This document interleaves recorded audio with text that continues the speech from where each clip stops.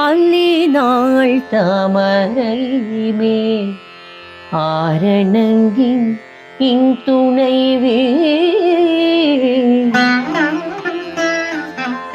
மல்லி நாடாண்ட மடமையில் மெல்லியலாய்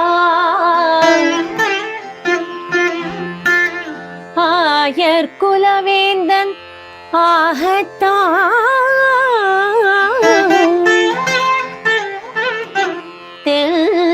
புதுவை வேயர் பயந்த விளக்கு தென் புதுவை வேயர் பயந்த விளக்கு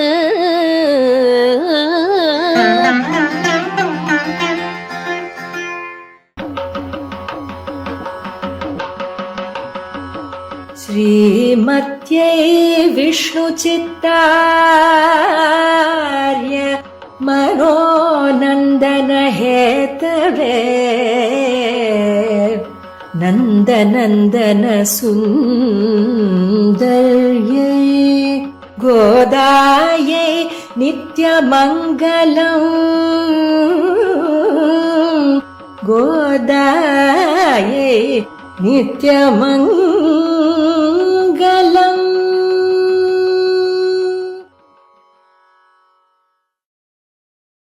குடிக்கொரு சந்ததியாய் ஆழ்வார்கள் தம் செயலை விஞ்சி நிற்கும் தன்மையளாய் பிஞ்சாய் பழுத்தாளை ஆண்டாளை பத்தியுடன் நாளும் வழுத்தாய் மனமே மகிழ்ந்து அல்லினாள் தாமரை மேல் ஆரணங்கினின் துணைவி மல்லிநாடாண்ட மடமையில் மெல்லியளாள் ஆயர்குல வேந்தனாகத்தான் தென் புதுவை வேயர் பயந்த விளக்கு. நாச்சியார் திருமொழியில கண்ணன் என்னும் கருந்தெய்வம் என்ற இந்த பதிகம் மிகவும் விலட்சணமானதுன்னு பார்த்தோம். அதுல நேற்றைய தினம் முதல் 5 பாசுரங்களுடைய அர்த்தங்களை பார்த்தோம்.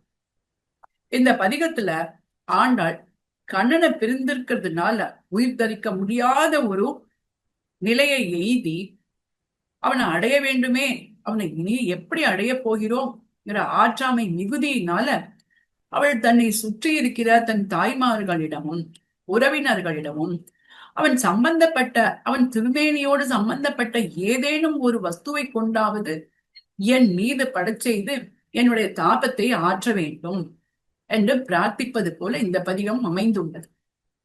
இதுல முதல் பாசுரத்துல ஆண்டாள் கண்ணன் திருவரையில் சாத்தியுள்ள அந்த பீத ஆடையை கொண்டு என் மீது வீசி என்னுடைய வாட்டத்தை தணிக்க பாருங்கோள்னு சொன்னான்.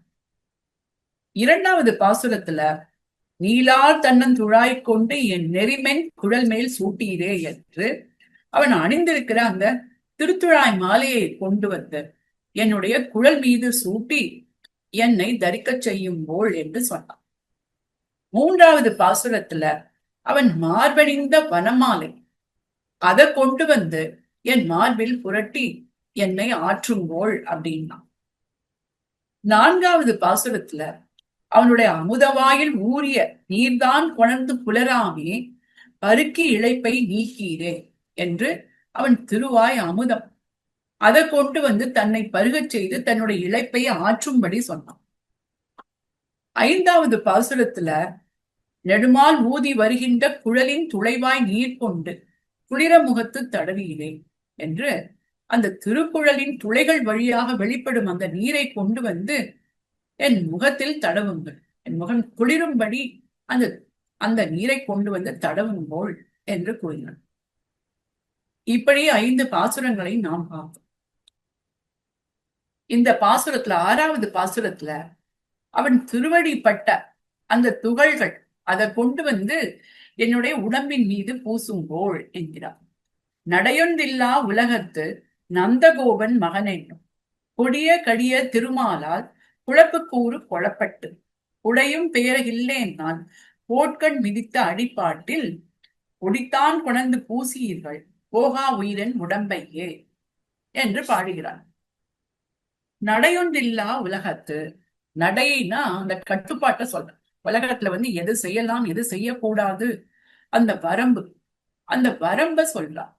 நடை ஒன்றில்லா உலகம்ங்கிற இந்த வரம்பெல்லாம் மீறி காணப்படுது இந்த உலகத்துல. அப்படி இருக்கிற இந்த உலகம் இப்ப எப்படி ஆயிடுத்துன்னா இன்னும் அதிகமா போயிடுது. இந்த கண்ணன் பிறந்து என்னை போன்ற பெண்களை அவன் துன்புறுத்துவதனால இந்த வரம்பு மீறல்கள்லாம் இன்னும் அதிகப்படியா ஆகிவிட்டது. நடை ஒன்றில்லா உலகம்ங்கிறது அந்த துவாபர யுகத்தினுடைய இறுதியில கலியுகத்தினுடைய அந்த சாயல் அதிகமாக போய் கட்டுப்பாடுகள் எல்லாம் மிகுந்து அந்த கட்டுப்பாடு மீறல்கள் எல்லாம் அதிகமாகி போய்விட்டது அப்படின்னு சொல்றாங்க. ஏன் அப்படி ஆயிடுத்துன்னா நந்தகோபன் மகன் என்னும் கொடிய கடிய திருமாலால்ங்கிறான். நந்தகோபன் மகன்கிறான். நான் இப்போ வெறுத்து தன்னுடைய பிரிவு துன்பத்தினால வெறுத்து வார்த்தை பேசிட்டு இருக்கான்.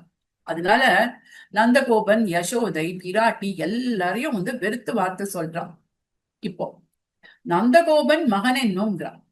நந்தகோபனை ஒரு சமயத்துல அவ எப்படிலாம் நந்தகோபாலா எழுந்திராய் என்றும், அம்பரமே தண்ணீரே சோரே அறம் செய்யும் நந்தகோபாலா என்றெல்லாம் அவனை அப்படி கொண்டாடினான். அவன் எல்லாருக்கும் தாரக போஷக போக்கிய வஸ்துக்களை எல்லாம் அளிப்பவன், அவன் அப்படி பரம தார்மீகன் என்றெல்லாம் கூறினான். தனக்கு ஆற்றாமை மிகுந்து இருக்கிற சமயத்துல நந்தகோபாலன் கடைத்தலைக்கே நள்ளிருட்கண் என்னை உய்த்திடுமேன் அப்படின்னு அவனுடைய வாசல்ல கொண்டு என்ன விட்டு விடுங்கோள் அப்படின்ட்டு எல்லாம் கூறினான். இப்படி நந்தகோபன் விஷயத்துல அவ்வளவு அவனை கொண்டாடி கொண்டு இருந்தவள் இப்பொழுது பிரிவு துன்பத்தினால வருந்தி இருக்கிறதுனால நந்தகோபனையும் கடிய கொடியவன் என்று சொல்லி, இப்படி அப்பனை போலதானே பிள்ளைன்னு சொல்றது வழக்கம் இல்லையா? அந்த மாதிரி இப்படி கண்ணன் இவ்வளவு தீம்புகளை பண்ணுகிறான்னா அதுக்கு காரணம் எல்லாம் நந்தகோபனுடைய வளர்ப்புனாலதான். நந்தகோபனுடைய தன்மைதான் கண்ணனுக்கும் வந்துடுத்து அப்படிங்கிறான். சில பேர் சுயநலக்காரர்களா இருப்பா. அவ எப்படின்னா மற்றவர்களை துன்புறுத்தாம சுயநலக்காரர்களா இருப்பான். ஆனா அந்த கண்ணன் எப்படி இருக்கான்னா மற்றவர்களையும் துன்புறுத்தி தான் சுயநலக்காரனா இருக்கு. இந்த தன்மையெல்லாம் அவனுக்கு நந்தகோபனிடமிருந்துதான் வந்திருக்க வேண்டும். நந்தகோபனை வெறுத்த வார்த்தை பேசுகிறாள். கடிய கொடிய, அதுக்கு மேல திருமாலால்ங்கிற. இப்ப பிராட்டியையும் புருஷகார பூதையான பிராட்டியையும் அவள் வெறுத்து வார்த்தை பேசுகிறாள். பிராட்டி எப்படிப்பட்டவள்? திருமாலால் பண்டார் பூமலர் மங்கை மனநோக்கம் உண்டானே என்று திருமங்கை ஆழ்வார் அருளி செய்துள்ளபடி தன்னுடைய நோக்கத்தையே ஊட்டி வளர்த்தவள் பிராட்டி. பகவானுக்கு அப்படி அவனுக்கு தன் நோக்கத்தையே உணர்த்தி ஊட்டி வளர்த்த பிராட்டி இப்படி இவனை கொடுமையும் கடுமையும் மிக்கவனாக வளர்த்து விட்டாளே என்று நினைக்கிறார். அப்ப ஆண்டாள் இவனெல்லாம் இந்த கண்ணனை வெறுத்து பயனில்லை. இவனை வளர்த்ததுக்கு காரணமான நந்தகோபன், யசோதை, பிராட்டி இவர்கள் தான் இப்படியெல்லாம் அவன் திரிவதற்கு காரணமாக இருக்கிறார்கள் என்று கூறுகிறார். இந்த இடத்துல ஒரு விஷயம் காட்டப்படுது. என்னன்னா நம்மாழ்வார் திருவாய்மொழியில என் பிழை கோப்பது போல பணிவாடை ஈர்கின்ற என் பிழையே நினைந்தருளி அருளாத திருமாலார்க்குன்னு ஒரு இடத்துல பாடுறார். அப்ப அங்க சொல்றார், பிராட்டி அருகில் இருந்தும் எம்பெருமான் எனக்கு அருளவில்லையே என்று வெறுத்து பேசுறார். அப்போ அந்த இடத்துல ஆச்சாரியர்கள், பூர்வாச்சாரியர்கள் எல்லாம் பிராட்டியை நம்மாழ்வார் புருஷகாரமாக அனுசந்திக்கிறார் அப்படின்னு வியாக்கியானத்துல சொல்றார். நஞ்சியர் இந்த இடத்துல ஒரு சந்தேகம் அவருக்கு உண்டார். என்னன்னா பிராட்டி இப்படி புருஷகாரமா இருந்தும் அருளாத திருமாலார் அப்படின்ட்டு நம்மாழ்வார் சொல்றாரு. பிராட்டி புருஷகாரமா இருந்தும் எம்பெருமான் அருளவில்லையேன்னு சொல்லியிருக்கிறது பொருத்தமா இல்லையே அப்படின்ட்டு நஞ்சியர் நினைச்சார். அத போய் பிள்ளான் கிட்ட போய் கேட்டாராம். இப்படி அருளி செய்ததுக்கு என்ன கருத்து அப்படின்னு கேட்டாராம். அதுக்கு பிள்ளான் சொன்னாராம், இப்படி நம்மை மிகவும் துன்புறுத்துவதற்கு குருகுல வாசம் பண்ணினது அவளிடமே அன்றோ அப்படின்னாராம். அதனாலதான் இப்ப ஆழ்வார் பிராட்டியும் வெறுத்து பேசுறார் அப்படின்ட்டு பிள்ளான் நஞ்சியருக்கு பதில் சொன்னான். அப்போ இது இன்னும் தன்னுடைய சந்தேகம் தீராமல் நஞ்சியர் பட்டரிடம் சென்று விண்ணப்பித்தாராம். அதுக்கு பட்டரும் என்ன சொன்னார்னா, அவனை பெறுவதற்கு காரணம் அவள்தான் அப்படின்னு நம்மாழ்வார் இருக்கிறார். எப்படி அவனை பெறுவதற்கு காரணம் அவன்தான் என்று இருக்கிறாரோ அந்த மாதிரி அவனை பெறாமைக்கும் காரணம் அவள்தான் என்று இவ்விடத்தில் வெறுத்து வார்த்தை சொல்லுகிறார் ஆழ்வார் என்று பட்டரும் இந்த பதிலை ஆமோதித்தாராம். இப்படி ஆண்டாள் இந்த இடத்துல நந்தகோபன் பிராட்டி எல்லாரையும் வெறுத்து வார்த்தை பேசுகிறாள் என்றால் அதுக்கு காரணம் எல்லாம் தன்னை கண்ணன் புறக்கணிக்கிறான் என்பதற்காக பிராட்டி நந்தகோபன் இவர்களை எல்லாம் வெறுத்து வார்த்தை சொல்கிறாள். குழப்பு கூறு கொளப்பட்டு ஏற்கனவே 4ஆம் பாசுரத்துல காரேர் காரேர் உழக்க உழக்குண்டுன்னு சொன்னோம். அதாவது ஒரு கருத்தை எருது போன்ற இந்த கண்ணன் தன்னை துகைத்து பரிமாறி துன்புறுத்தியதை அந்த இடத்துல கூறினான். அப்போ இப்ப சொல்றது என்னன்னா, குழப்பு கூறு குழப்பட்டுங்கிற இந்த இடத்துல அந்த காளைக்கு போறதுக்கு வேற இடம் இல்லை, துகைத்து துன்புறுத்துவதற்கு வேற யாரும் இல்லை. அதே மாதிரி நான் எப்படி இருக்கேன்னா எனக்கு கண்ணனை தவிர வேறு புகழ் யாரும் இல்லை. அதனால அந்த காளை ஏற்கனவே மிதித்த இடத்துல மறுபடி மிதித்து தன்னுடைய குழம்பாலே பிளந்தபடியை கூறுகிறாள். புலையும் பெயர இல்லைன்னான்கிறான். இப்போ கண்ணனை காண்பது கூட அவளுக்கு பெருசு இல்லையாம். இடம் வலமாக புரண்டு படுத்தால் போதும்னு நினைக்கிற அளவுக்கு அவ இப்போ ரொம்ப நைந்து கிடக்கிறாளாம். அவ நினைக்கிறா, இப்படி நான் இப்படி கிடக்கிறேன்னு, நான் இப்படி நலிந்து கிடக்கிறேன்னு, என்ன மாதிரி கண்ணனும் என்ன பிரிந்து வருந்தி இருப்பானா அப்படின்ட்டு அவன் நினைக்கிறான். ராமன் சீதையை பிரிந்து அவன் அங்க காட்டுல இருந்தப்போ அவன் தூங்குவதே இல்லையாம். அவன் மேல ஜந்துக்கள்லாம் ஊறுவதை கூட அவன் உணராமலேயே அப்படியே இருந்தான் அப்படின்னு சீதா பிராட்டி கிட்ட திருவடி சொல்ற. நைவதம்ஷான் ந மஷகான், ஒரு ஜந்துவோ ஒரு பூச்சியோ தன் மீது ஊறுவதை கூட அறியாமல் இருந்தான் ராமன் அப்படின்னு சொல்றான். அவன் அங்க அப்படி இருந்தானே, அந்த மாதிரி கண்ணனும் என்னை பிரிந்து அவனும் துன்புறுகிறான்னு யாராவது வார்த்தை என் காதுல சொல்ல மாட்டாளா அப்படின்னு நினைக்கிறான். உடையும் பேர இல்லை நான் போட்கண் மிதித்தாடி, அவன் அப்படியா, அவன் சுனைகேடனாச்சு, அப்படி யாராவது என் காதுல படும்படி சொல்லுவாரா? அவன் சுனைகேடன் குணக்கேடன் அப்படி இருக்கிறானே அவன். அவனுடைய திருவடி பட்ட அந்த துகள் கண்ணன் என்ன பண்ணுவானா, நம்மளெல்லாம் துன்புறுத்தினது போராதுன்னு இன்னும் சில பெண்களை துன்புறுத்தணும்ட்டு அவன் பாரித்து கொண்டு போவான். அவனுக்கு பெண்களை தன்பால் ஈர்ப்பதற்கு எந்த பொடியும் அவசியம் இல்லை. அவனுக்கு அவனுடைய முகமே போரும். ஆனால் எனக்கு என்னுடைய இந்த நோவை போக்குவதற்கு அவனுடைய அடி, அவனுடைய திருவடிப்பட்ட அந்த பொடியை கொண்டு என் உடம்பின் மீது பூசுங்கோள் என்கிறார். போகா உயிர் என் உடம்பையே என்கிறார். நான் விரும்பினாலும் என்னுடைய உயிர் என்னை விட்டு போக மாட்டேன் என்கிறது. யாராவது ஆயுதத்தையாவது விஷத்தையாவது கொண்டு என்னுடைய உயிரை போக்கினார்களே ஆனால் அது எனக்கு அமுதத்தை போன்று இருப்பது அப்படின்னாராம். அப்ப உடனே சில பேர் கேட்கலாம், அப்ப நீயே போக்கிக்க வேண்டிதானே, உன்னுடைய உயிரை நீயே யாரோ ஒரு ஆயுதத்தை கொடுத்து விஷத்தை கொடுத்து போக்குறதுக்கு பதிலா நீயே உன்னுடைய உயிரை போக்கிக் கொள்ள வேண்டியது தானே அப்படின்னு கேட்டா அதுக்கு சொல்றா, அப்படி என்னுடைய உடம்பு அவனுடையது ஆகையால் நான் அது விரும்பினாலும் அதை முடித்துக் கொள்வதற்கு எனக்கு உரிமை இல்லை. அவனுக்காகவே நான் தரித்து கொண்டு இருந்தே ஆக வேண்டும். சீதா பிராட்டி அசோகவனத்துல ராட்சசிகள்னால பல விதமான துன்பங்களை அனுபவித்துக் கொண்டு இருந்த பொழுது அவன் நினைக்கிறா, இந்த ராவணனுடைய ராஜ்யத்துல யாராவது ஆயுதத்தையாவது விஷத்தையாவது கொண்டு என்ன யாராவது முடிப்பார்களா அப்படின்ட்டு எல்லாம் அவன் நினைக்கிறான். அத திருவடி கிட்ட அவ சொல்லிட்டு இருக்கும் பொழுது திருவடிகிட்ட அவ பிராட்டி சொல்றா, என்னுடைய உயிரை போக்கிக்கலாம்னு தான் நான் நினைக்கிறேன், பல தடவை நான் என் உயிரை போக்கிக் கொள்ளலாம்னு தான் நான் நினைக்கிறேன், ஆனால் அது கூடாது. ஏன்னா ராமன் எப்படிப்பட்டவர்னா தன்னுடைய தாய் தந்தை நண்பர்கள் தன்னுடைய தமையன்கள் எல்லார்கிட்டே இருக்கிற தன்னுடைய அன்பை என் ஒருத்தியிடமே கொண்டு இருப்பவன் ராமன். அப்படி இருக்கும் பொழுது என்னை அவசியம் அவன் கண்டிப்பாக தேடிக்கொண்டு வருவான். அவன் வரும்பொழுது நான் உயிரை தரித்துக் கொண்டு இருக்க வேண்டும். அப்படி நான் உயிரை விட்டு விட்டிருந்தேனே அவனால் அது அவனுக்கு மிகுந்த துன்பத்தை கொடுத்து அவன் முடிவதற்கே காரணமாக ஆகிவிடும். பிராட்டி சொல்றான், அதாவது மிகவும் தாகித்த ஒருவன் நீரை தேடிக்கொண்டு வருகிறான், ஒரு நீர்ப்பந்தலுக்கு வருகிறான். அப்படி வரும்பொழுது அவன் அந்த நீர் சாலை, அந்த நீரை வச்சிருக்கிற அந்த பானை உருண்டு கிடந்து தண்ணீரெல்லாம் வற்றி போயிருந்தால் அவன் எவ்வளவு துடிப்பான். தன்னுடைய உயிரையே விடும் அளவுக்கு அவனுக்கு துடிப்பு எவ்வளவு வேதனையை கொடுக்கும். அந்த மாதிரி ராமன் பாரித்து கொண்டு என்னை தேடிக்கொண்டு வருவான். அப்படி வரும்பொழுது நான் முடிந்திருந்தேனே ஆனால் அவனே முடிந்து போகும் நிலை வந்துவிடும்.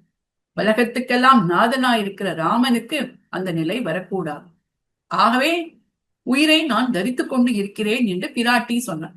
அது போலவே ஆண்டாளும் என்னுடைய உயிரை என்னுடைய உடம்பை மாய்த்துக் கொள்வதற்கு எனக்கு சுவாதந்திரம் இல்லை, ஆகவே அவனுக்காக நான் தரித்துக் கொண்டே ஆக வேண்டும் என்று கூறுகிறார்.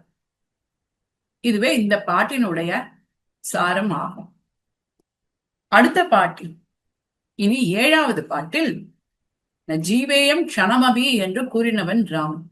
சீத்தையை விட்டு ஒரு க்ஷணமும் என்னால் பிரிந்திருக்க முடியாது என்று கூறினான் ராமன். அப்படி அவனே வந்து மேல் விழுந்து என்னை அணைக்கவில்லை ஆனாலும் நீங்கள் கொண்டு போய் அவன் தோளோடு என் மார்பகங்கள் அணையும்படி கட்டி வைத்தால் போதும் என்று கூறுகிறாள் இந்த பாசுரத்தில். வெற்றி கருள கொடியாந்தன் மீமீதாடா உலகத்து வெற்ற வெறிதே பெற்றதாய் வேம்பேயாக வளர்த்தாளே குற்றமற்ற முலை தன்னை குமரன் போல பனைத்தோளோடு அற்ற குற்றம் அவை தீர அணைய அம்முக்கி கட்டியிலே என்று கூறுகிறார். வெற்றி கருள கொடியாந்தன், தன் ஆணைக்கு அனைத்தும், இந்த உலகத்துல அனைத்தும் கட்டுப்பட்டு நிற்பதை கூறுகிறார். வெற்றி கருள கொடியாந்தன் மீமீதாடா உலகத்து அப்படின்னு சொல்றார். இல்ல மீமீதாடா உலகத்து என்கிறார்.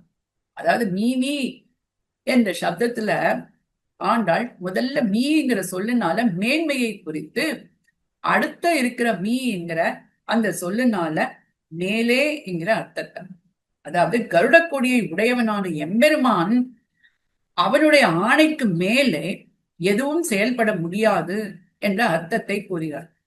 பொழுது அவள் சொல்கிறாள், இப்போ கீழ்பாசுரத்துல நடையொன்றில்லா உலகம்னு சொன்னான். இந்த உலகம் வரம்பெல்லாம் குலைந்து கிடக்கிறதே அப்படின்னா, இப்போ அவன் தன்னுடைய பர்த்தாவாயிற்றே, அதனால அவனை விட்டு கொடுக்க முடியாது. அதனால ஆண்டாள் சொல்றா, வெற்றி கருள கொடியாந்தன் மீமீதாடா உலகத்து, அவன் சர்வேஸ்வரனாக ஆகையால, சர்வேஸ்வரனாக இருக்கிறதுனால எல்லாமே தனக்கு தன்னுடைய ஆணைக்கு கீழ்ப்பட்டதாகவே கொண்டிருக்கிறார் அப்படின்னு சொன்ன அவ இப்ப நினைக்கிறா, என்ன நினைக்கிறான்னா, அவன் சர்வேஸ்வரனாக இருந்து போட்டும், அவன் அவனுக்கு சுவாதந்திரியம் இருக்கு, அதுக்காக அவனுடைய அன்புக்குரிய பத்தினியான என்னையும் அவனுடைய சுவாதந்திரியத்தினால இப்படி கட்டுப்படுத்தி வைக்கணுமா? அவனுக்கு ஆசிரித பாரதந்தரியம், பிரணயத்துவம் இதெல்லாம் உண்டு. அப்படி இருக்கும் பொழுது தன்னுடைய சுவாதந்திரியத்தினால என்னையும் கட்டுப்படுத்தி வைக்கணுமா அப்படின்ட்டு அவன் ஆண்டாள். அவனுக்கு அவன் சர்வேஸ்வரனாக இருந்த போதிலும் அவனுக்கு ஆசிரித பாரதந்தரியம், பிரணயத்துவம் இதெல்லாம் உண்டு. அப்படி இருக்கிற அவன் தன்னுடைய ஆணையினால அன்புக்குரிய என்னையும் இப்படி கட்டுப்படுத்த வேண்டுமா என்று நினைக்கிறாள் ஆண்டாள். வெற்ற வெறிதே பெற்ற தாய், பிறர் தனக்கு ஒரு பயனும் இல்லாமல் பிறர்க்கு தீங்கு விளைவிப்பதற்காகவே ஒரு பிள்ளையை பெற்றெடுத்தாளே இந்த யசோதை என்று தாயை வெறுக்கிறாள். வெற்ற வெறிதே என்றதுனால பிறர்க்கு தீங்கு புரிவதை தவிர வேறு எந்த விதமான பயனும் இல்லையாம். நந்தகோபன் மகன் என்று கீழ்பாசுரத்துல பெற்ற தகப்பனை வெறுத்தாள். இப்பொழுது பெற்ற தாயையும் வெறுக்கிறாள். தகப்பனான நந்தகோபனை வெறுக்கிறது கூட அது நியாயம் இல்லையாம். ஏன்னா நந்தகோபனுக்கு நிறைய காரியங்கள்லாம் இருக்குமா, அவன் பசுக்களை எல்லாம் அவன் ரட்சிப்பவனா இருக்கான். அதுக்கு மேல ஆயர்பாடியில இருக்கிற ஆயர்கள் காரியங்கள் எல்லாம் அவன் செய்பவனாக இருக்கு. இப்படி அவனுக்கு வேலைகள் நிறைய இருக்கிறதுனால அவனால பொறுப்போட கண்ணனை வளர்க்க முடியவில்லை. அந்த காரியத்துல எல்லாம் அவன் ஈடுபட்டு இருக்கிறதுனால கண்ணனை அவன் அடக்காமல் விட்டு வச்சிருக்கான். நானும் எப்படிப்பட்டேன்னா, நானும் அவனோட கூடியிருந்த காலத்துல இவனை திருத்தாமல் விட்டது மாதிரியே நந்தகோமன் இவனை அடக்காமல் விட்டுட்டான். ஆனா இப்போ இவனை நல்லபடியா வளர்க்கறத தவிர வேறு வேலையே இல்லாத தாயான யசோதை அவளைதான் இப்ப குற்றம் சொல்லணும். இவளிடம் முளைப்பால் உண்பதையும் அவனை இவள் அடிப்பதையும் அவளும் அழுவதையும் அவள் இவனை கட்டுப்படுத்துவதையும் இதெல்லாம் பார்த்தா இவளை பெற்ற தாய் என்றுதான் நினைத்திருந்தேன். இப்போ இவள் இவனை வளர்த்திருக்கும் அழக பார்க்கும் பொழுது இவள் ஒரு செவிலித்தாய் மாதிரி தோன்றுகிறது. செவிலித்தாய் போன்றென்றோ தெரிகிறாள். வேம்பேயாக வளர்த்தாளே. பிறர்க்கு வேம்பும் கரும்பும் போன்று நன்மை தீமைகளை கலந்து செய்கை அன்றிக்கே கசப்பே உருவான வேம்பு போல பிறர்க்கு தீமைகள் செய்வதையே செய்பவனாக இவள் வளர்த்து விட்டாள். அவனை சொல்லி குற்றமில்லை. இவ்வளவும் இவள் வளர்த்ததனாலேதான் வந்து சேர்ந்தது. என்ன யசோதையை வெறுத்து வார்த்தை பேசுகிறாள். அப்போ அவள் அருகில் இருந்தவர்கள்லாம் கேட்கிறார்கள், அவன் வராமல் போனால் என்ன, நஷ்டம் உன்னுடையதுதானே, பெற்று தாயை இப்படி நிந்திக்கிறதுனால உனக்கு என்ன பலன் அப்படின்னு கேட்கிறாளாம்.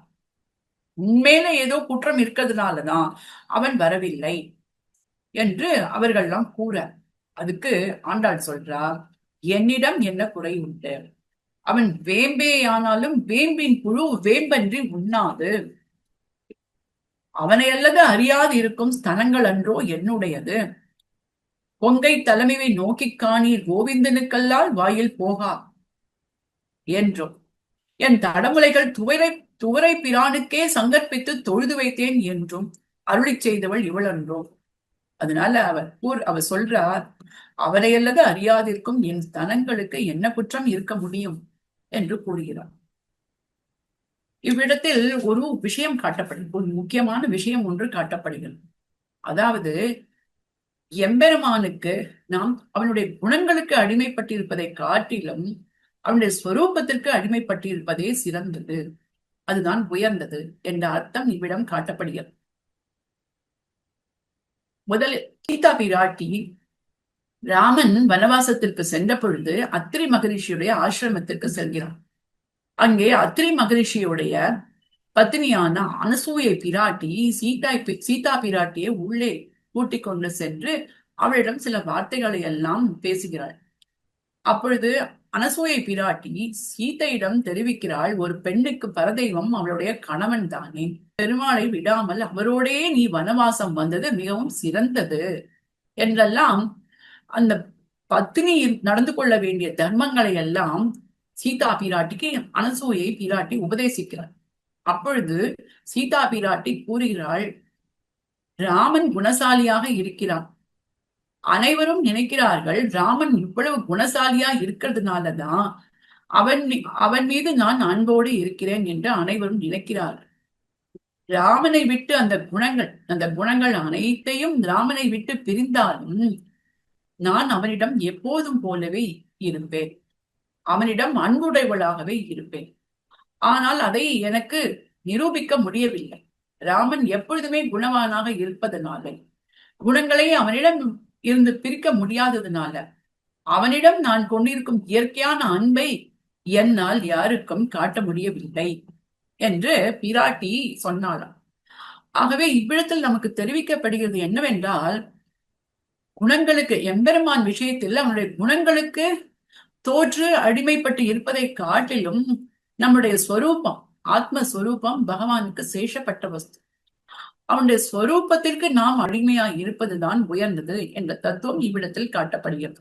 ஆகவே ஆண்டாள் கூறுகிறாள், என் மீது என்ற குற்றமும் இல்லை, வேம்பின் புழு வேம்பன்றி உண்ணாது, அவன் எத்தனை கடியனாகவும் கொடியனாகவும் இருந்தாலும் என்னுடைய மனம் அவனையே நாடி இருக்கும் என்ற கருத்தை இவ்விடத்தில் அவள் கூறுகிறாள். குற்றமற்ற முலை தன்னை என்றார். தன்னுடைய ஸ்தலங்களுக்கு குற்றம் ஆவது அவன் வருகிற போது வருகிறான் என்று ஆறியிருக்க முடியாமல் இருப்பது குற்றமில்லாத குற்றமற்ற முலை. அது முலைகளுக்கு குற்றமாவது அவன் வருகிற போது வருகிறான் என்று ஆறி இருப்பது. அப்படி ஆறி இருக்கக்கூடியதோ என்னுடைய ஸ்தனங்கள், அவனை பிரிந்து படாத பாடுபடுவதன்றோ இவை என்று கூறுகிறாள். குமரன் கோல பனைத்தோளோடு, இந்த முலைக்கு தகுந்த யவன பருவத்தை உடையவன் கண்ணன். நெஞ்சு நிறைய அவனுக்கு பொய்யா இருந்த போதிலும் நம்முடைய தோல் அழகுக்கு குறைவில்லை என்று கருதுகிறான். அவனை பிரிந்து வருத்தத்தில் இருக்கும் பொழுதும் ஆண்டாள் அவனுடைய தோல் அழகை நினைக்கும்படி, அவளோடு கூடியிருந்த காலத்தில் கண்ணன் அவளை அணைத்து அவளுக்கு இப்படி நினைக்கும்படி அவளுக்கு செய்திருக்கான். அதாவது அவளை பிரிந்திருக்கும் பொழுதும் கண்ணனை விட்டு பிரிந்திருக்கும் இந்த நிலையிலும் அவளுடைய தோள் அழகை நினைக்கும்படி அவளோடு கூடியிருந்த காலத்தில் கண்ணன் அவளுக்கு தன்னுடைய தோள் அழகை உணர்த்தி இருந்தான். ஆகவே குமரன் கோல பனைத்தோளோடு என்று அவனுடைய தோள் அழகை இப்பொழுது நினைக்கிறாள்.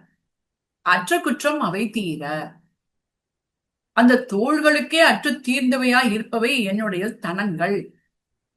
என் சரீரத்துல என்னோட கூடியிருந்த போதிலும் இந்த ஸ்தனங்கள் ஈடுபாடு முழுவதும் அவனுடைய தோளிடமே கொண்டு இருப்பவை ஆயிற்று. இப்படி என்னோடு பொருந்தாமல் இருக்கிற இந்த ஸ்தனங்களுக்கு அது அவைகளுடைய குறை, அவர்களுடைய மனக்குறை தீரும்படி அணைய அமுக்கி கட்டியிருந்தேன். என்னோடு பொருந்தாமல் இருக்கிற என்னுடைய ஸ்தனங்களை, அந்த தோள்களுக்கே அற்று தீர்ந்த அந்த ஸ்தனங்களை, அவற்றின் குறை தீரும்படி, அற்ற குற்றம் அவை தீர, அவனுடைய தோள்களை பிரிந்திருப்பதனால் உண்டான குறை தீரும்படி அணைய அமுக்கு கட்டியுள்ளேன். அவனோடு தோள்களோடு சேர்த்து கட்டி வையுங்கள் என்கிறார். இவ்விடத்தில் அணைய என்கிறார், அணைய அமுக்கி என்கிறார். அணைய என்பதோடு நில்லாமல் அமுக்கி என்றும் கூறுகிறார். அவன் அணைய மறுத்தாலும் நிர்பந்தப்படுத்தி அவனுடைய தோளோடு அமுக்கி கட்டுங்கள் என்று கூறுகிறார். அதாவது வாணனின் மகளான உஷையையும் கண்ணனின் பேரனான அனிருத்தனையும் பாணாசுரன் ஒன்றாக விலங்கிட்டு சிறையில் வைத்தது போல கண்ணனுடைய தோளையும் என்னுடைய ஸ்தனங்களையும் சேர்த்து வையும் போல் அப்படி விலங்கிட்டு வைப்பார் யாருமே இல்லையா என்று கேட்கிறார்.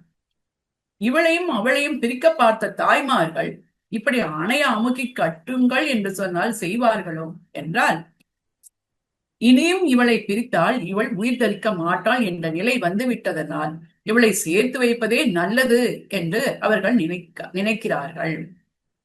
ஆகவே இப்படி கூறுகிறாள். இவ்விடத்தில் நாம் ஒன்று நினைவில் கொள்ள வேண்டும். எம்பெருமான அனுபவிக்கிற ஆழ்வார்கள் தலைமகள் அந்த பாவனையில அவ தன்னுடைய பெண்களுடைய அவயவங்கள்ல அவனை அனுபவிக்கிற மாதிரி, பெண்களுடைய அவயவங்களை கொண்டு அவனை அனுபவிக்கிற மாதிரி எல்லாம் பேசப்படக்கூடிய இந்த விசேஷங்களுக்கெல்லாம், அவயவ விசேஷங்களுக்கெல்லாம் உள்ளுரை பொருளை அழகிய மணவாள பெருமாள் நாயனார் ஒரு அழகான சூத்திரத்தினால காட்டுறார். ஆச்சாரிய கதையில ஒரு அழகான சூத்திரத்தால காட்டுறார். மயில் பிறை வில் அம்பு முத்து பவளம் செப்பு மின் தேர் அன்னம் தெய்வ குரு விகாச சுத்தி தாந்தி ஞான ஆனந்த அனுராக பக்தி அனுத்துவ போக்கியதா கதிகளை உடைய அகமேனியின் வகுப்பு அப்படிங்கிறார். அதாவது பெண்களுடைய அவயவங்கள்லாம் வர்ணிக்கப்படும் பொழுது அதுக்கு ஒரு உள்ளுரை அர்த்தம் இருக்கு சொல்ற. உதாரணமாக இப்ப மயில் தோகை, பெண்களுடைய கூந்தல மயில் தோகை மாதிரி இருக்கு அப்படின்ட்டு வர்ணிக்கப்பட்டது. அதுக்கு என்ன அர்த்தம்னா ஆத்மாவுடைய ஞான விகாசத்தை அந்த இடத்துல குறிப்பிடுகிறார். அதே மாதிரி பிறை அப்படிங்கிறது என்னன்னா நெற்றி. அந்த நெற்றி எப்படி வெளுத்து இருக்குமோ அந்த மாதிரி ஆத்மாவுடைய தூய்மைய சொல்றார். அதுக்கு மேல வில்ங்கிறது அடக்கி ஆளக்கூடிய ஒரு விஷயம். அதுல இந்திரியங்களை அடக்குவது வில் போன்ற தன்மை அந்த இடத்துல சொல்றான். அம்புங்கிறது என்னன்னா தாமரையாள் கேழ்வன் ஒருவனையே நோக்கும் உணர்வு, அந்த உறுதியான ஞானத்தை சொல்கிறார். அது போலவே இந்த முலை அப்படிங்கிற அந்த சப்தத்தினால செப்பென்ன மென்முலை என்றெல்லாம் பாடுகிறார்கள். அந்த செப்பெண்ண மென்முலைங்கிறது பரிபக்குவமான முலையை குறிப்பிட்டு இறைவன் விரும்பி விழும்படி பரிபக்குவமான பக்தியை சொல்லுகிறது அப்படின்னு காட்டப்பட்டிருக்கு. அதனால இந்த இடத்துல ஆண்டாள் அணையா அமுக்கி கட்டீரே குற்றமற்ற முலை தன்னை குமரன் கோல பனைத்தோளோடு அணைய அமுக்கி கட்டீரேன்னு சொல்லியிருக்கிறது என்னன்னா, என்னுடைய பக்திக்கு விஷயமாந்த அந்த கண்ணனோட என்னை சேர்த்து வையுங்கள் அப்படின்னு உள்ளுரை அர்த்தம். சுவாபதேசத்துல இப்படி அர்த்தம் கொள்ள வேண்டும் என்று காட்டப்பட்டுள்ளது. இதுக்கு அடுத்த பாசுரத்துல கண்ணன் என்னை இப்படி புறக்கணித்திருக்கிறானே என்று அவ வருத்தப்படுறான். அவனை கண்டீர்களானால் என்னுடைய ஸ்தனங்களை பிடுங்கி அவன் மார்பில் எரிந்து என் துன்பத்தை போக்கிக் கொள்வேன் அப்படின்னு சொல்றான். உள்ளே உருகி நைவேனை உழலோ இழலோ எண்ணாத கொள்ளை கொள்ளி குறும்பனை கோவர்த்தனனை கண்டக்கால் கொள்ளும் பயனொன்றில்லாத கொங்கை தன்னை கிழங்கோடும் அள்ளி பறித்திட்டு அவன் மார்பில் எரிந்து என் அழலை தீர்வேனே. உள்ளே உருகி நைவேனேங்கிறான். கண்ணபிரானுக்கு நான் உள்ள எப்படி வேதனைப்படுறேங்கிறது அவனுக்கு தெரியவில்லையே, என்னை இப்படி புறக்கணிக்கிறானே என்று வருத்தப்பட்டான். அதாவது கண்ணன் எப்படிப்பட்டவன்? அவன் சர்வ அந்தர்யாமியா இருக்கப்பட்டவன். எல்லாருடைய எண்ணமும் அவனுக்கு தெரியும். உள்ளுவார் உள்ளிட்டெல்லாம் உடனிருந்து அருதி அப்படின்னு சொல்லப்படும்.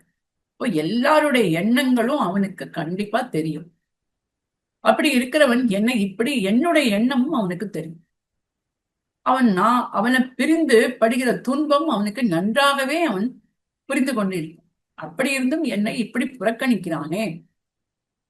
அவள் தன்னுடைய வேதனைய சொல்றா. என்னுடைய வேதனைய வாய்க்கொண்டு வார்த்தையால சொல்ல முடியாதுங்கிறான். உள்ளே உருகி நைவேனை. இந்த 6 குளங்கள் எல்லாம் ரொம்ப நீர்மட்டம் வழியும் அளவுக்கு ஆயிடுத்துன்னா மிகுதியா இருக்கிற நீர் அப்படியே பொசிந்து காணப்படும். அந்த மாதிரி என் மனசுல இருக்கிற வேதனை என்னால வாய்க்கொண்டு வார்த்தையால சொல்ல முடியாது. உள்ளே உருகி நைவேனை. அப்படி வேதனைப்படுவதை கூறுகிறாள் ஆண்டாள். உழலோ இழலோ எண்ணாத. சரி, அவனுக்கு என்னிடம் இருக்கிற அன்புதான் போயிடுத்துன்னா கூட நான் இருக்கேனா இல்லையான்னு கொஞ்சம் விசாரிக்கவாது செய்யலாமே, அது கூட செய்ய மாட்டேங்கிறானே அப்படின்னு வருந்தான். கொள்ளை கொள்ளி குறும்பனை. என் மேல அவனுக்கு இரக்கம் இல்லாமல் என்னை விசாரிக்கிறதையும் விட்டுட்டான். என்கிட்ட இருக்கிற எல்லாவற்றையும் கொள்ளை கொண்டும் போயிட்டான். எதுவுமே என்னிடம் இல்லாமல் என்னிடம் இருக்கிற வஸ்துக்கள் எல்லாத்தையும் கொள்ளை கொண்டு போனதோடு மட்டும் இல்லாமல் என்னை பற்றி ஒரு விசாரித்தல் கூட செய்யாம இருக்கிறானே இவன், இது அவனுக்கு தகுமா என்கிறார். நந்தகோபர் திருவாய்ப்பாடியில் குறும்பு செய்து கொண்டு திரிவதற்காகவே ஒரு பிள்ளையை பெற்றுவிட்டார் போல அப்படின்லாம் நினைக்கிறார். கோவர்த்தனனை பெண்களை வாழ முடியாதபடி தரைப்படுத்துறான் ஒரு பக்கம். மறுபக்கம் பசுக்களை 1க்கு 100ஆக வளர்க்கிறான். இது என்ன நியாயம் என்று கேட்கிறான். கண்டக்கால்ங்கிறான். அவனை காண்பதுங்கிறது ரொம்ப கஷ்டமா. ஏன்னா அவன் எப்போதும் பசுக்கள் பின்னாடியே திரிந்து கொண்டு இருப்பான். அவனை காண்பதுங்கிறது மிகவும் அரிது. அதுக்கு இந்த இடத்துல ஒரு விஷயத்த சொல்ல அழகிய மணவாள பெருமாள் நாயனார் சிற்றஞ்சிறுகாலேங்கிற பாசுரத்துக்கு ஒரு அழகான அந்த இடத்துல வியாக்கியானத்துல ஒரு விஷயத்த சொல்ல, கண்ணன் நாள் முழுதும் அவனுக்கு ஓய்வு ஒழிச்சல் இல்லாமல் அவன் காரியங்களை செய்து கொண்டு இருக்கான் அப்படிங்கிறதுக்கு ஒரு விஷயத்த அங்க காட்டுறான். கண்டக்கால்னா அவன் பசுக்களினுடைய பின்னாடி கண்டபடி தெரிஞ்சுட்டு இருக்கிறதுனால அவனை போய் காண்றதுங்கிறது ரொம்ப கஷ்டமா. அவனுக்கு நாள் முழுதும் வேலை இருக்கும். இத அழகிய மணவாள பெருமாள் ஒரு இடத்துல விளக்கம் சொல்றார். சிறுகாலே ஊட்டி ஒருப்படுத்தேன் என்று மாத்ரு பரதந்திரனாய் இளங்கன்று மேய்க்க வேணும். விடிந்தவாறே காலி பின்னே போம் எல்லியம் போதாக வரும் நீராட்டம் வைத்து வைக்கையாலே ஆடி அமுது செய்யும் அல்லுத்தான் வந்த பின்னை என்கிற பண்ணே இருளிலே ஆள் பார்த்து ஊரிலே தெரியும் என்று காட்டியிருக்கிறார் அழகிய மணவாள பெருமாள் நாயனார். அதாவது காலங்காத்தால் அவன் எழுந்த உடனே சிறுவீடு மேய்ப்பதற்காக யசோதை அனுப்பி வைப்பானாம்.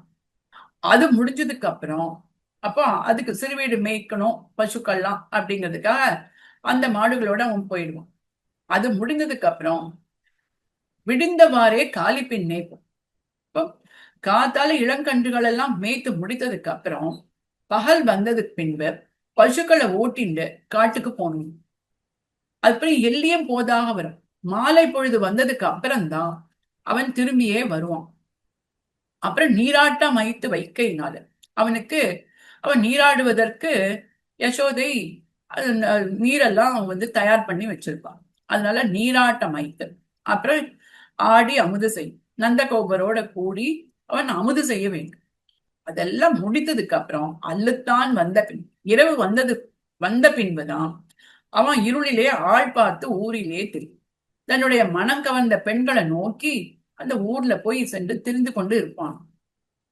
அத மாதிரி இப்போ கண்ணன் எப்படி இருப்பான்னா, நாள் முழுவதுமே அவன் வேலைகள்ல ஈடுபட்டு இருக்கு. அவனை காண்பதுங்கிறது ரொம்ப கஷ்டமான விஷயம். அதனால அப்படியே மிக முயன்று அவனை நாம் கண்டார். அவனை நீங்கள் காண முடிந்தால் கொள்ளும் பயனொன்று இல்லாத அவன் எப்பொழுதுமே பசுக்களின் பின்னேயே எப்படி திரிந்து கொண்டு இருக்கிறதுனால அவனுக்கே அற்று தீர்ந்த அந்த ஸ்தனங்களை கொண்டு அடைவதொரு எந்த விதமான பயனும் இல்லாமல் போயிற்று. இந்த இடத்துல என்ன சொல்றாருன்னா, பகவத் கைங்கரியத்துக்கு உருப்பல்லாதவை எல்லாம் தியாஜ்யம் அப்படிங்கிற சாஸ்திர அர்த்தத்தை ஆண்டாள் வெளியிடுகிறார்.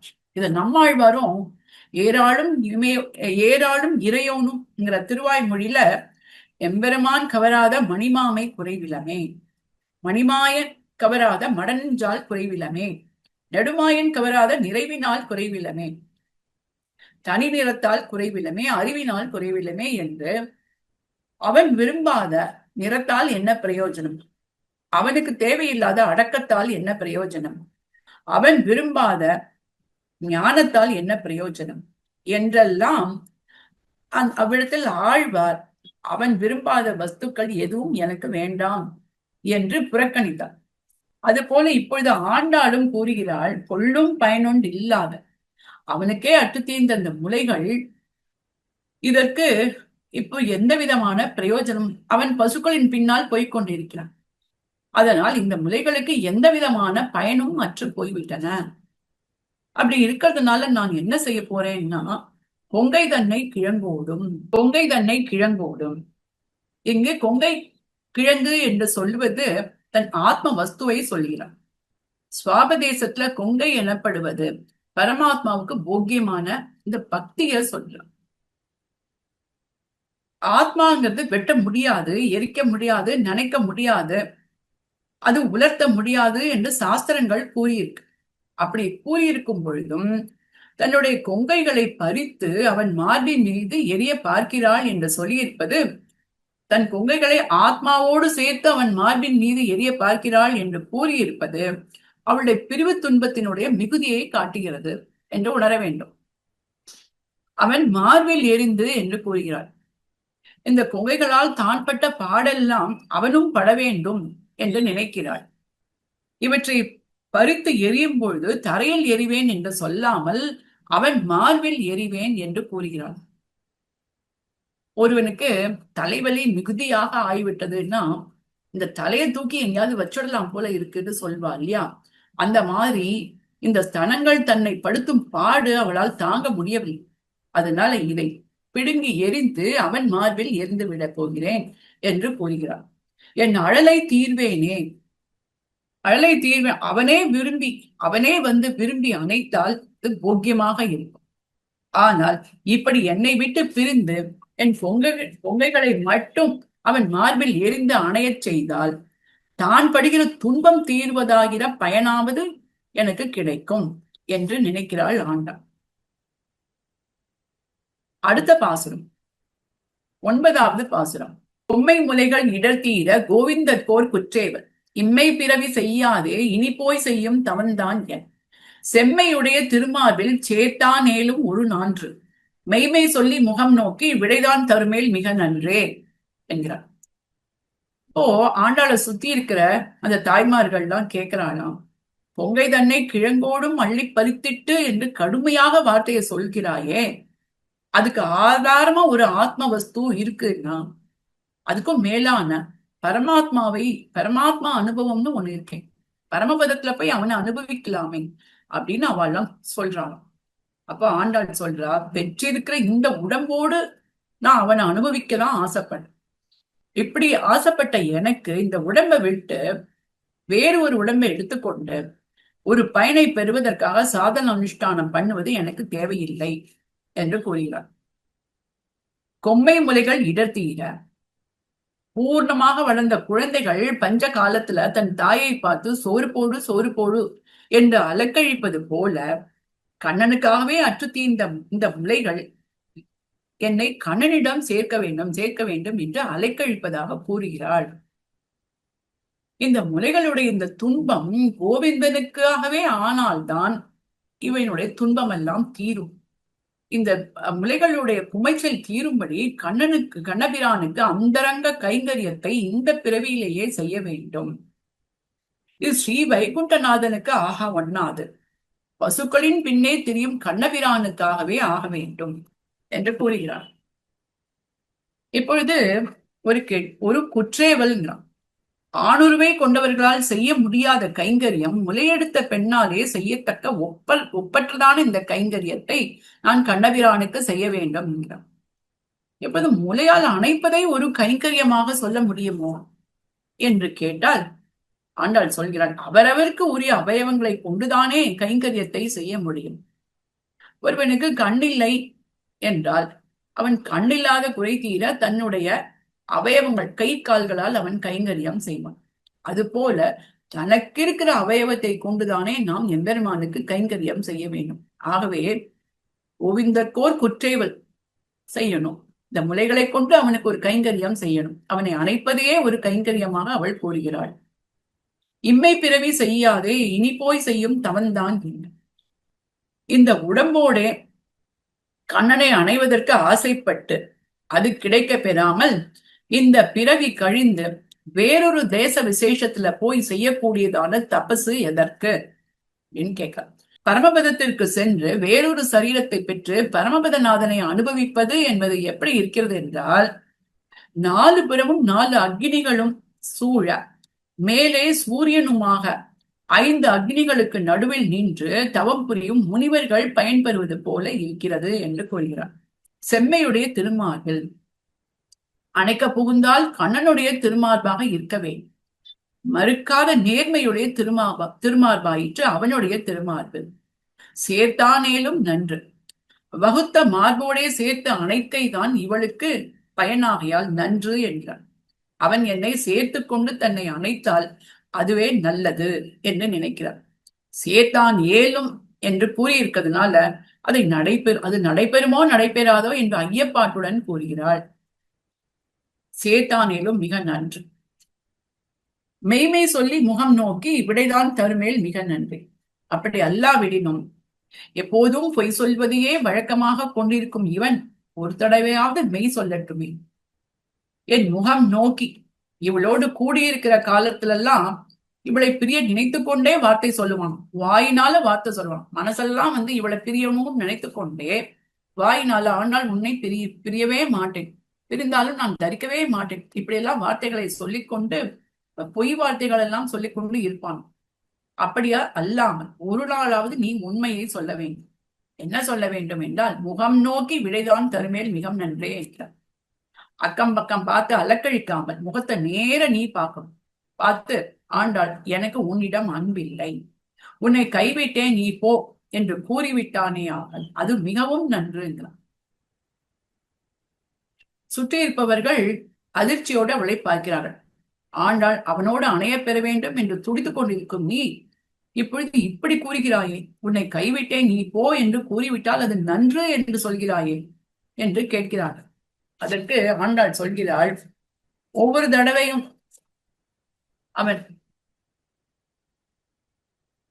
அவனோடு அணைய ஆசைப்பட்டு ஒவ்வொரு தடவையும் அவன் வந்து அணைக்கும் பொழுது அது பிரிவும் நிச்சயமாகி போய் அடுத்த சில கணங்களிலேயே அவன் என்னை விட்டு பிரிவதும் நிச்சயமாகி போய் திரும்பவும் பிரிவினால நான் துன்புற்று அவனை அணைக்க ஆசைப்பட்டு அவன் என்னை அணைத்து திருப்பவும் அவன் என்னை விட்டு பிரிந்து இப்படியே அது முடிவில்லாத போய்கொண்டே இருக்கும்.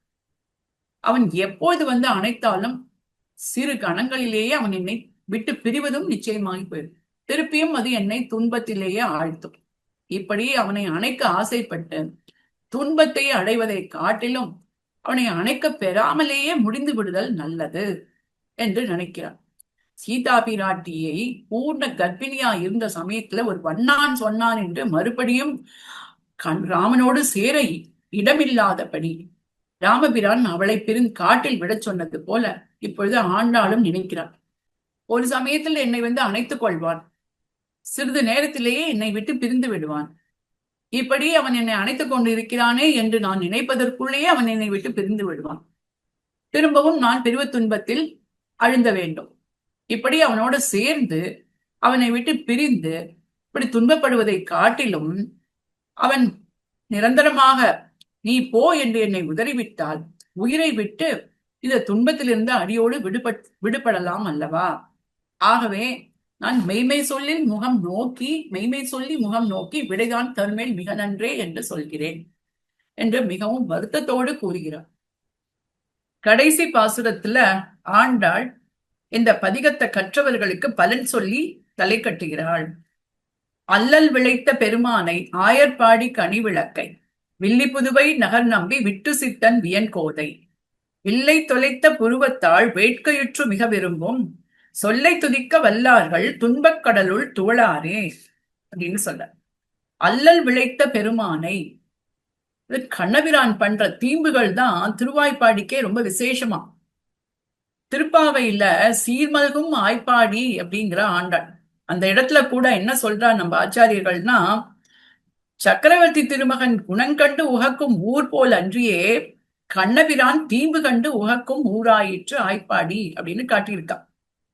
அப்படி கண்ணன் பண்ற தீம்புகளை மிகவும் விரும்பி இருப்பார்களாம் அந்த ஊர்ல இருக்கிறவா. அயோத்தியா வாசிகள்லாம் ராமனுடைய குணம் கண்டு சந்தோஷப்படுவார்களாம். அது என்ன ஆச்சரியம், எங்க ஊர்ல கண்ணன் பண்ற தீம்புகளை கண்டு சந்தோஷப்படுறோமே, அதுதானே சிறந்தது அப்படின்ட்டு அவெல்லாம் நினைப்பாளாம். ராமனுக்கு பட்டாபிஷேகம் பண்ணணும்னு தசரதர் ஆசைப்படுறார். ஆசைப்பட்டு ஊர்ல இருக்கிற எல்லாரையும் அழைத்து ராமனுக்கு நாளை தினம் நான் பட்டாபிஷேகம் பண்ண இருக்கிறேன் அப்படின்னு சொன்னாராம். அப்போ அங்க இருக்கிற ஜனங்கள் எல்லாரும் ரொம்ப சந்தோஷத்தோட அதை ஆமோதித்தார்களாம். அவர்களுடைய சந்தோஷத்தை கண்டு தசரதன் கேட்கிறான், இது நாள் வரையில் நான் உங்களை ஆண்டு கொண்டிருந்த பொழுது நான் உங்களுக்கு என்ன குறை வைத்தேன்?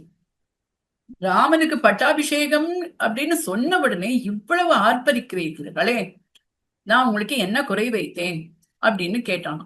அதுக்கு அயோத்தியா வாசிகள்லாம் சொல்றானா, பகவோ நிருப கல்யாண குணாகா புத்திரசிய சந்திதே அப்படின்னு சொன்னான். அரசே, உன்னுடைய புத்திரனிடம் பல பல கல்யாண குணங்கள் இருக்கின்றனவே, ஆகவே அவனை கொண்டு நாங்கள் ஆளப்படுவதை விரும்புகிறோம் என்று ராமனுடைய குணங்களை வரிசையா சொல்லி அவன் அப்படி கொண்டாடினார்களாம். இப்படி ராமன் தன்னுடைய குணத்தினால அனைவருக்கும் மனதுக்கு இனியவனாகவே இருக்கிறான்.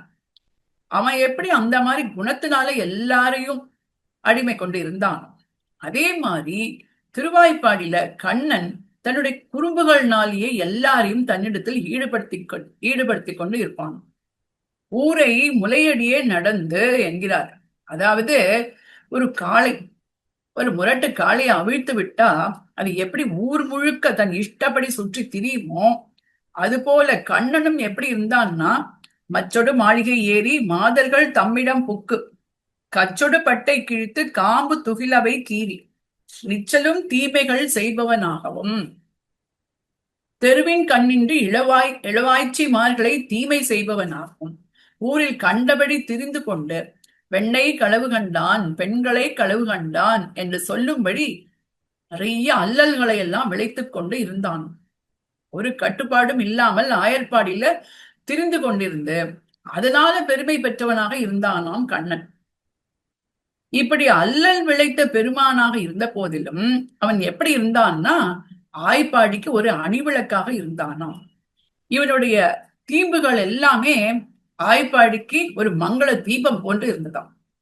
இவன் தீம்பே பண்ணவில்லைன்னா அந்த ஊரே இருண்டு கிடக்குமா. அப்படி அந்த ஊருக்கு ஒரு தீபம் போல பிரகாசித்தானாம் கண்ணன். இந்த ஆய்ப்பாடியில உள்ளவர்கள் எல்லாம் ராமனுடைய குணங்களை வேம்பு போல அப்படின்னு சொல்றான். ஆனா கண்ணனுடைய குணங்கள் எப்படின்னா, அது வேம்பாகவே இருந்தாலும், கண்ணனுடைய தீம்புகள் அது வேம்பாகவே இருந்தாலும் அது கரும்பாக இனிக்குமாம் அவர்களுக்கு. வேம்பின் புழு வேம்பன்றி உண்ணாது என்னும்படி கண்ணனுடைய தீம்புகளுக்காகவே இட்டு பிறந்தவர்கள் அன்றோ இவர்கள். வில்லி புதுவை நகர் நம்பி. ஆண்டாளுடைய வியாமோகத்துக்கு எல்லாம் காரணம் பெரியாழ்வார் வயிற்றில் பிறப்புதான் என்று ஆண்டாள் சொல்கிறார்.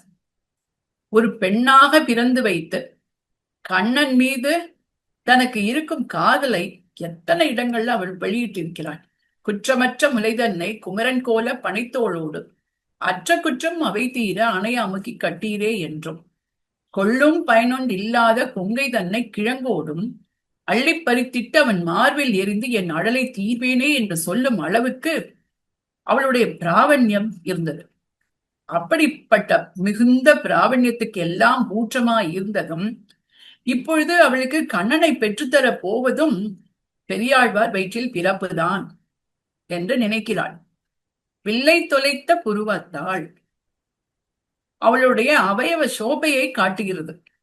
இவளுடைய அவயவ அழகுக்கு உதாரணமாக சொல்லும் வஸ்துக்கள் எல்லாமே தங்கள் பெருமையை இழக்கக்கூடியதாக இருக்குமா. அந்த அளவுக்கு வில்லை தொலைத்த புருவத்தாள் என்றதுனால வில் தான் ஒப்பாக போகாதபடியான புருவத்தை உடையவள், அதாவது வில்லை காட்டிலும் அழகான புருவத்தை உடையவள் என்று காட்டப்படுகிறது. இந்த இடத்துல வில் போன்ற புருவத்தாள் என்று சொல்லாமல் வில்லை தொலைத்த புருவத்தாள் என்று சொல்லி இருப்பதனால என்ன தெரியறதுன்னா, வில்லை காட்டிலும் அழகான புருவத்தை உடையவள் என்று காட்டப்படுகிறது. சில இடங்கள்ல நம்ம வியாக்கியானங்கள் எல்லாம் பாக்குறோம். வில்லுக்கும் ஆண்டாளுக்கும் சில ஒற்றுமைகள்லாம் காட்டப்படுறது. அதாவது ஆண்டாள் பாவை நோன்பு நோற்றது எந்த மாதத்துலன்னா தனுர் மாதத்துல. தனுஷ் அப்படின்னா அது வில்லுன்னு பொருள். அதே மாதிரி இவள் பூமி பிராட்டியுடைய அவதார். பூமி பிராட்டிக்கு தனுதரா என்ற திருநாமம் அவளுடைய காயத்ரியிலேயே சொல்லப்படுறது. இவள் திரு அவதரித்த திவ்ய தேசமும் வில்லி புதுவை, தன்வி நவ்ய புரின்னு சொல்லப்படுறது வடமொழியில. அதுவும் வில்லோட சம்பந்தம் உடையதாக அவளுடைய திவ்ய தேசமும் அமைந்திருக்கு. இவள் அவயவமோ வில்லை தொலைத்த புருவத்தாள் என்று பாடப்படுகிறது. அதனால வில்லை காட்டிலும் மிக அழகான புருவத்தை உடையவள். இவளுடைய அவயவ அழகுக்கு, ஒவ்வொரு அவயத்தினுடைய அழகுக்கும் எந்த வஸ்துவ உதாரணமா காட்டினாலும் அந்த வஸ்துவனுடைய பெருமையெல்லாம் குன்றி போயிடுமா. அப்படிப்பட்ட அழகை உடையவள் ஆண்டாள் என்று கருத்து. வேட்கையுற்று மிக விரும்பும். இவளுடைய காதல் எப்படிப்பட்டதுன்னா, தன்னுடைய ஆசிரியத்தையும் தாண்டி அளவு கடந்து செல்லக்கூடியதான ஒன்று. நதிகள் எல்லாம் வெள்ளம் வருது. அந்த சமயத்துல அந்த நதியினுடைய அளவு மீறி நீர்வரத்து இருந்ததுன்னா அது கரை புரண்டு ஓடி அருகில் இருக்கிற நிலங்கள் எல்லாம் பாழ்படுத்தும். அந்த மாதிரி இவளுடைய காதல், கண்ணன் மீது இவள் கொண்டிருக்கிற காதல் இவளுடைய ஆசிரியத்தையும் தாண்டி பெரும் காதலாக செல்கிறது. இவருடைய பெருங்காதலோடு கூடிய பகவத் அனுபவம் வழிந்து புறப்பட்ட சொல் தான் நாச்சியார் திருமொழி என்ற பிரபந்தமாக அமைந்திருக்கிறது. சொல்லை துதிக்க வல்லார்கள். ஒருவனுக்கு எம்பெருமான் கிட்ட புதுசா ஈடுபாடு அவன் துதிக்க முயல்கிறான்னு வச்சுக்கலாம். ஆனா எவ்வளவு முயன்றாலும் ஆண்டாளுக்கு இருக்கிற பாவ பந்தத்தை அவனால் காட்டவே முடியாது என்கிறார். ஆண்டாளுடைய பாவபந்தம் ஒருவனுக்கு வருமா என்றால் அது வரவே வராது. அதுக்கு நம்ம எல்லாம் என்ன பண்ணணும் அப்படின்னா, ஆண்டாள் பாவபந்தத்தோடு பாடின இந்த பாசுரத்தை சொன்னாலே போதும். பாவபந்தம் நமக்கு இல்லாவிட்டால் கூட நம்முடைய சொல்லை பார்த்து எம்பெருமான் பலன் கொடுத்து விடுவான்ங்கிறான். திருப்பாவை வியாக்கியானத்துல ஒரு விஷயம் சொல்லப்படுறது என்னன்னா, நற்கன்றுக்கு இறங்கும் தேனோ தோற்கன்றுக்கு இறங்குமா போலே இவள் பாசுரம் கொண்டு புக நமக்கும் பலிக்கும் என்று சொல்லப்பட்டிருக்கு. அத மாதிரி இவளுடைய பாசுரங்களை நாமெல்லாம் பாவபந்தமே இல்லாமல் சொன்னால் எம்பெருமான் அருள் புரிவான் என்று காட்டப்படுறது. இறுதியில இந்த பதிகத்துக்கு பலன் சொல்லி தலை கட்டுறான். துன்பக் கடலுள் தூளாரே. இவள் பாசுரத்தை சொன்னவர்கள் சம்சாரமாகிற துக்க சாகரத்தில் தூழ மாட்டார்கள் அப்படின்னு சொல்றான். ஆண்டாள் தான் பட்ட கிளேசம் எல்லாம் நமக்கும் சேர்த்து பட்டதுனால இவள் சொன்ன பாசுரத்தை மட்டும் சொன்னதுனாலேயே இவள் ஆசைப்பட்ட பகவத் அனுபவத்தை பெறுவார்கள் என்று பலன் சொல்லி இந்த பதிகத்தை தலை கட்டுகிறாள் ஆண்டாள். ஸ்ரீமத்யை விஷ்ணு சித்தாரிய மனோநந்தன ஹேதவே நந்தநந்தன சுந்தரியை கோதாயை நித்தியமங்கலம். இந்த திருவாடிப்பூர மகோத்சவத்தில் ஆண்டாள் விஷயமாக பேசுவதற்கு அடியனுக்கு கிடைத்த இந்த வாய்ப்பை பெரும் பாக்கியமாக கருதுகிறேன். அடியனுக்கு இந்த விஷயங்களை எல்லாம் காலக்ஷேப முறையில் சாதித்த திரு வெங்கடகிருஷ்ணன் சுவாமி அவர்களுக்கு அடியனுடைய கிருதஜதையை தெரிவித்துக் கொள்கிறேன். அவருடைய தேவிகள் பூமா அவர்களும் எனக்கு இதை எப்படியெல்லாம் பேச வேண்டும் என்று சொல்லிக் கொடுத்து என்னை இவ்விடத்தில் பேசும்படி செய்தவர் அவர்தான். அவருக்கும் என்னுடைய நன்றியை தெரிவித்துக் கொள்கிறேன். இந்த அரிய வாய்ப்பை அடியனுக்கு அளித்த சுவாமி திருவடிகளுக்கு எத்தனை நன்றி சொன்னாலும் போதாது. மிகுந்த வைபவங்களும் கல்யாண குணங்களையும் உடைய நம் சுவாமி அடியேனையும் ஒரு பொருட்டாக கருதி இந்த அரிய வாய்ப்பை அடியனுக்கு அளித்ததற்கு தலையல்லால் கைமாறு காண்கிறேன். சுவாமியின் திருவடிகளுக்கு பல்லாண்டு பல்லாண்டு என்று பாடிக்கொண்டு அடியனுடைய கிருதஜதையை மீண்டும் ஒருமுறை தெரிவித்துக் கொண்டு அமைகிறேன். ஆண்டாள் திருவடிகளே சரணம், எம்பெருமானாள் திருவடிகளே சரணம், ஜீயர் திருவடிகளே சரணம். பற்பமென திகழ் பைங்கழலும் தன் பல்லவமே விரலும், பற்பமென திகழ் பைங்கழலும் தன் பல்லவமே விரலும், பாவனமாகிய பைந்துவராடை பதிந்த மருங்கழகும், பாவனமாகிய பைந்துவராடை பதிந்த மருங்கழகும், முப்புரி நூலோடு முன் கையில் ஏந்திய முக்கோல் தன்னழகும், எப்பொழுதும் யதிராசன் வடிவழகு என் இதயத்துள்ளதால், இல்லை எனக்கெதிர் இல்லை எனக்கெதிர் இல்லை எனக்கெதிரே, இல்லை எனக்கெதிர் இல்லை எனக்கெதிர் இல்லை எனக்கெதிரே, இல்லை எனக்கெதிரே, இல்லை எனக்கெதிரே, இல்லை எனக்கெதிரே.